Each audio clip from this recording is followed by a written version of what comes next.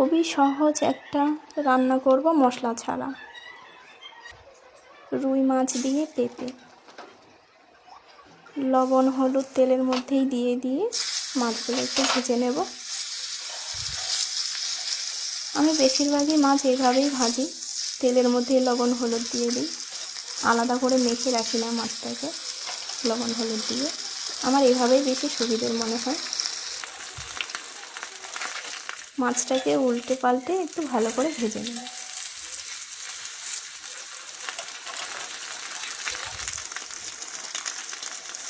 মাছটাকে তুলে নিলাম। ওই তেলেই এক টুকরো বেগুন ছিল, সেটাই একটু ভেজে নিই।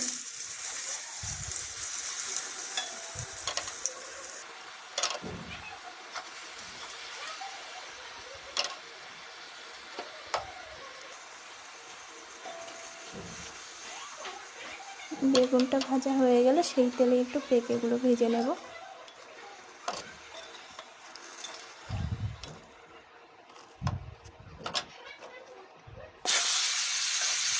পেঁপেগুলো সিদ্ধ করে রেখেছি, ভালো করে একটু পেঁপেগুলো ভেজে নেব।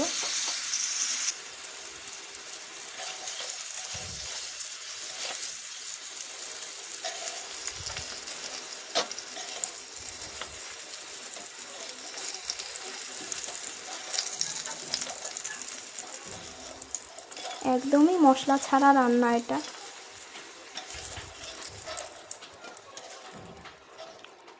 ওই তেলেই একটু আলুগুলো ভেজে নেব। আলুগুলো আর পেঁপেগুলো আমি টুকরো টুকরো করে কেটেই একটু সেদ্ধ করে রেখেছিলাম। লবণ হলুদ দিয়ে একটু আলুগুলো ভালো করে ভেজে নেব।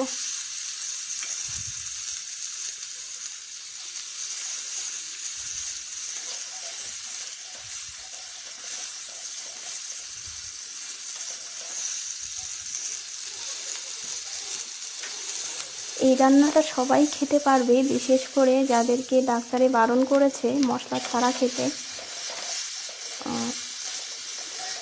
যারা একদমই মশলা ছাড়া খায় তাদের জন্য খুবই ভালো। পেঁপে রয়েছে এটাতে, এই গরমে তো পেঁপে পেট ঠান্ডা রাখে।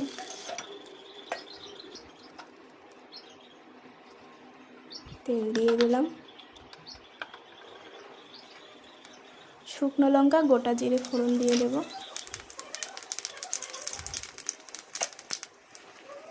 দিয়ে দেবো একটুখানি পেঁয়াজ বাটা। পেঁয়াজ বাটাটা হালকা ভেজে নিয়ে দিয়ে দেব একটুখানি আদা বাটা।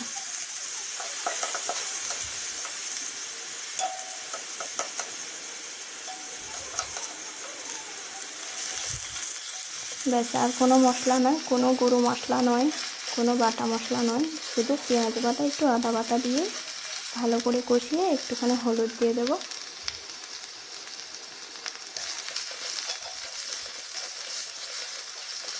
আর দিয়ে দেবো স্বাদ মতো একটু নুন।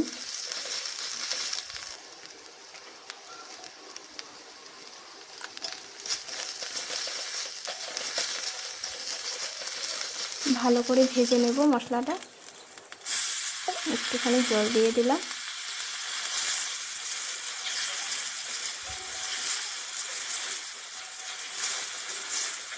ভালো করে কষিয়ে নিয়ে মশলাটা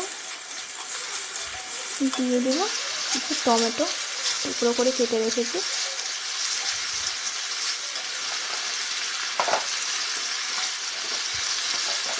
আর দিয়ে দেবো কয়েকটা চেরা কাঁচা লঙ্কা।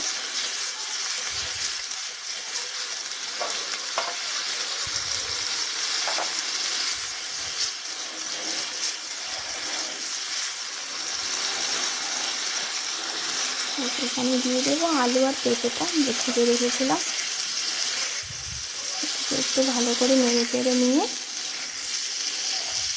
যেহেতু আগে থেকেই ভেজে রেখেছিলাম খুব একটা ভালো করে কষিয়ে নিতে হবে না, একটুখানি ভালো করে নেড়ে চেড়ে নিয়ে দিয়ে দেবো জল।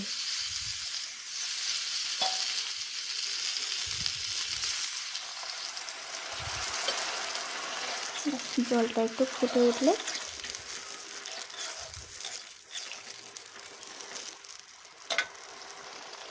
জলটা একটু ফুটে উঠেছে, ভাজা বেগুনগুলো দিয়ে দিলাম, সাথে মাছগুলো দিয়ে দিলাম।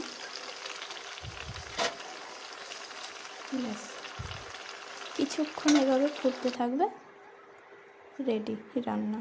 আর কোনো রকম কোনো মশলা নয়।